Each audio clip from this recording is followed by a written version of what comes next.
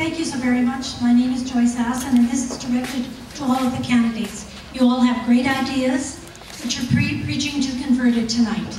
I want to know what each of you, if you're elected leader of the Alberta Liberal Party, would do to attract voters to the Alberta Liberal Party, and in particular the 60% of voters who did not even bother to cast a vote in the last election. Thank you.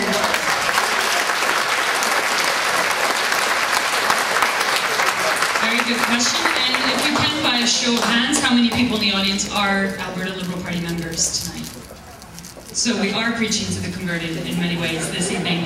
This has not been the case necessarily for our other forums, so it is actually a unique circumstance. It's the first evening where the majority has been actually party card-carrying members. So we're going...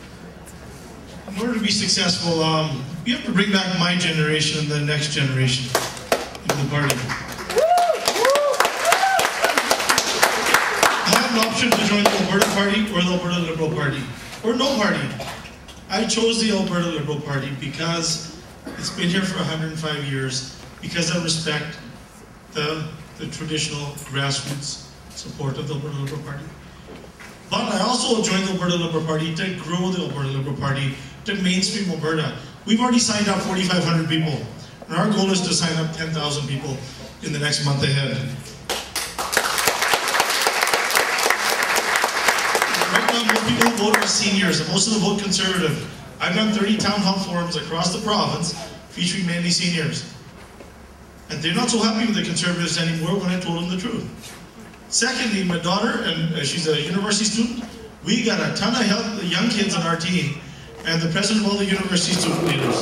We need to reach out to the farmers and the immigrants and the new Canadians. And that's where the growth is. We got to reach out to all Albertans. Thank you. Thank you. So that we can ensure we get more questions in this evening. We're going to go to the question poster at the back, and I will ask the question poster at the back, the woman in the black, to keep your question to 20 seconds, please. Hello. Good evening, everyone. My name is Damini Mohan, and I'm a representative for Young Liberals of Alberta. So we're all talking about that we need to be organized, and we need to make constituency associations stronger.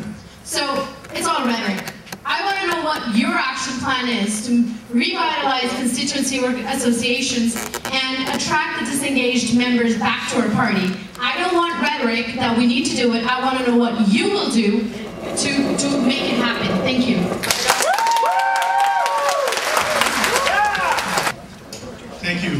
When I first ran, I said, if you want to represent people, you have to listen to them. I door knocked for 10 months and 12,000 doors. And I had the biggest AGM meeting in a non-election year for 130, and I was with the other side. In Edmonton Alberta, I walked into a dormant association in a very liberal area. The brochure dropped 20,000 brochures, had five town hall meetings, and went door knocking.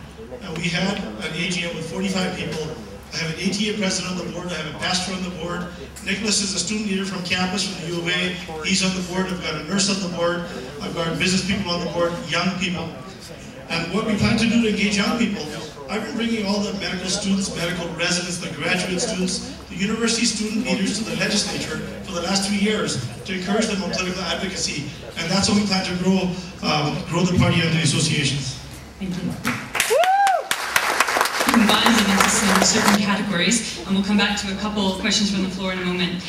The first question is actually 4 submitted questions, 1 by Twitter and 3 from the audience. Seniors, what the hell are you going to do to help them? I spend my whole professional life caring for seniors in the front lines each and every day. I was thrown out of government because on November 15th I pushed a button saying I have lost confidence in the Premier and Cabinet because we failed the seniors. If you want to fix healthcare in the emergency room, it's actually home care, home care, home care, home care. Guess what the 5th one is? It's actually home care. Followed by rehab care, subacute care, end-of-life palliative care, and then long-term care. Non-profit community-based home care, non-profit community-based lodges, non-profit community-based long-term care.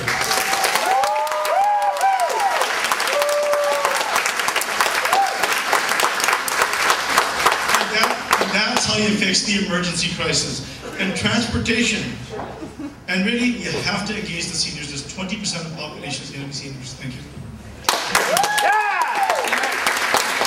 an entirely different categorical theme, the oil sands or the tar sands, depending on your choice of vocabulary. So the question summarized down to, how do you plan to approach the oil sands/tar sands, and what role does environmental management play in an Alberta Liberal Party-run government? What role does environment play in an Alberta Liberal Party-run government? So we're going to begin with Raj. We have to green our economy. As I had said, the biggest threats to our economy are not only the US, but it's carbon and water, and our international reputation has been stained by the government. We have to deal with our carbon footprint. And that's where you work with industry to build value. I believe we need to build our own upgrader. We should perhaps look at maybe getting a Crown Corporation to build our own homegrown upgrader. And we need to reduce the regulatory burden. We have too many stupid laws. They actually don't protect the environment, they don't protect the people, and they actually hurt industry. Let's get evidence-based policy, good rules, good laws, fewer laws, but that actually work for the people and they work for the industry. It's a joint partnership. Thank you. Thank you. So one of the questions, actually 3 of the questions submitted were quite positive. I'm not going to give the candidates a chance to respond to this because rather we're going to put them on some hot coals. But the question was, can you tell us one positive thing about each of your opponents? Rather than asking you to respond to that question, we're going to summarize 5 other questions that were submitted. Each candidate has political disabilities. Raj, you're a turncoat. Laurie, you contemplated the Alberta Liberal Party. Bruce, you're an evangelical. Bill, who the hell are you? And Hugh, you're too old school. So how do you respond to these specific political disabilities?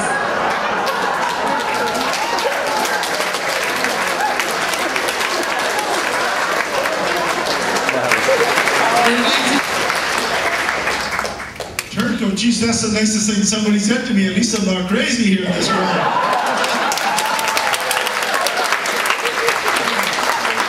I want everyone to know I'm the first PC in 101 years, sitting person, to join the Liberal Party. The last time was 1910, Archibald McLean, and the Liberals were in government, for the record.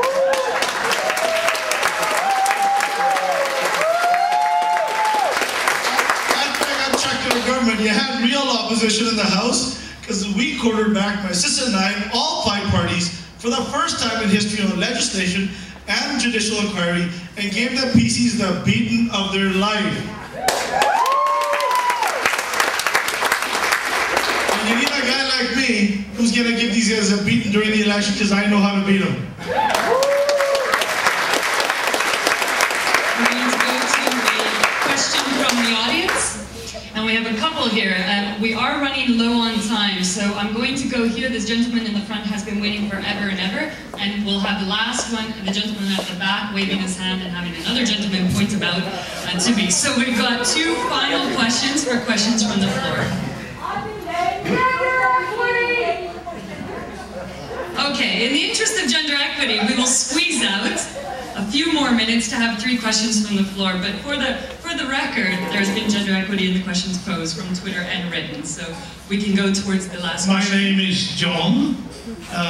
The question is for Laurie. Laurie, when you are Premier, what will you do to eliminate poverty in this wealthy province? I knew this issue very well. I grew up in a refugee village in India, in Squamish, and I told you about our family situation. Really, the way out of poverty is, first, you need a job. You need a good job. And you need an education. The reality is, those who have a better education are usually healthier, they make wiser choices, and they get better jobs. And you actually need good health care.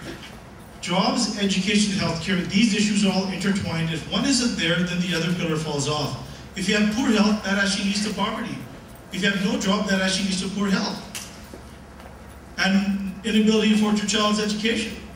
We have to give the next generation a chance. The Alberta and Canadian dream are at risk if the average guy's kid can't get an education. So that's the answer on how you fix poverty. Thank you.